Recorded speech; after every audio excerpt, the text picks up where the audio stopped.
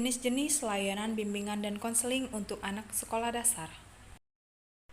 Materi yang pertama, layanan dasar bimbingan. Nah, bimbingan ini bertujuan untuk membantu seluruh peserta didik dalam mengembangkan perilaku efektif dan keterampilan hidup yang memicu atau yang mengacu pada tugas-tugas perkembangan peserta didik.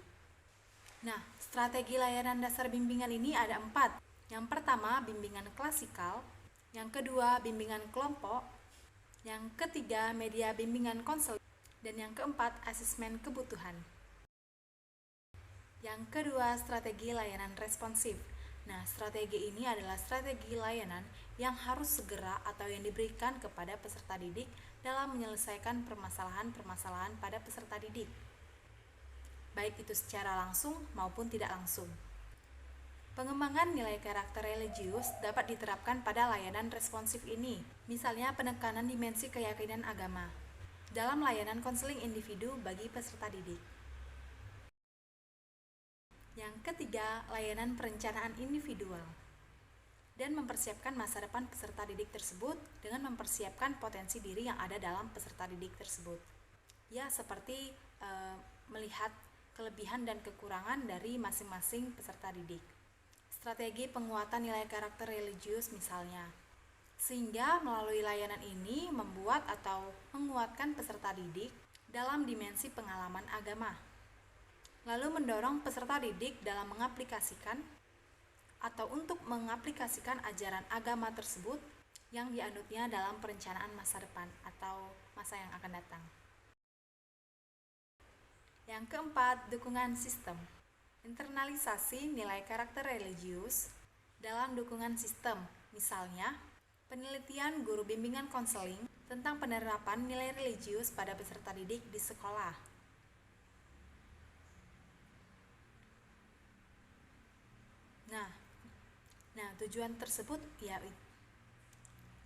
Tujuan tersebut untuk meningkatkan kesadaran dan memberikan pemahaman atau pelatihan kepada peserta didik melalui nilai religius tersebut. Materi yang kelima yaitu 10 layanan bimbingan dan konseling di sekolah dasar menurut Profesor Prayitno. Yang pertama, layanan orientasi. Nah, layanan bimbingan ini dilakukan untuk memperkenalkan peserta didik terhadap lingkungan baru yang dimasukinya.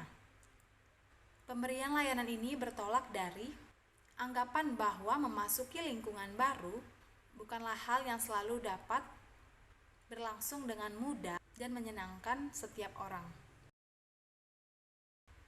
Yang kedua, layanan informasi.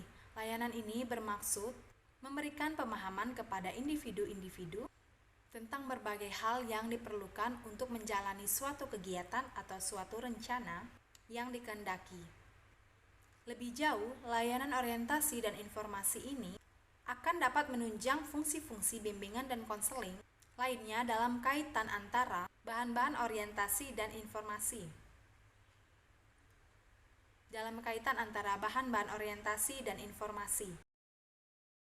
Yang ketiga, layanan penempatan dan penyaluran. Layanan ini adalah suatu bimbingan yang diperlukan atau yang dilakukan untuk membantu individu atau perkelompok yang mengalami mismatch. Yang keempat, layanan bimbingan belajar. Nah, layanan ini adalah layanan bimbingan yang perlu diajarkan atau yang sangat penting dilakukan di setiap sekolah. Pengalaman menunjukkan bahwa kegagalan yang dialami peserta didik dalam belajar tidak selalu disebabkan oleh kebodohan atau kemalasan atau rendahnya intelijensi. Seringnya kegagalan terjadi karena kurangnya bimbingan atau tidak mendapat layanan bimbingan yang secara memadai. Yang kelima, layanan penguasaan konten. Layanan ini adalah layanan bantuan kepada individu, baik itu sendiri maupun perkelompok, untuk menguasai kemampuan dan kompetensi tertentu melalui kegiatan belajar mengajar yang baik. Yang keenam, layanan konseling individual. Layanan konseling ini ditujukan pada individu yang normal, yang menghadapi kesukaran atau kesusahan dalam menghadapi masalah. baik itu masalah pendidikan, masalah pekerjaan, masalah sosial, di mana ia tidak dapat memilih atau memutuskan sendiri. Yang ketujuh, layanan bimbingan kelompok. Di dalam layanan ini dimaksudkan untuk memungkinkan peserta didik secara bersama-sama memperoleh berbagai bahan dari narasumber yang bermanfaat untuk kehidupan sehari-hari, baik sebagai individu ataupun pelajar, anggota keluarga, dan masyarakat. Yang kedelapan, layanan konseling kelompok. Dalam layanan ini dilakukan secara per kelompok atau suasana berkelompok. Di dalam konseling kelompok juga ada pengungkapan dan pemahaman masalah klien. Yang kesembilan, layanan mediasi. Layanan ini adalah layanan konseling yang dilaksanakan terhadap dua pihak atau lebih yang sedang dalam keadaan saling tidak menemukan kecocokan.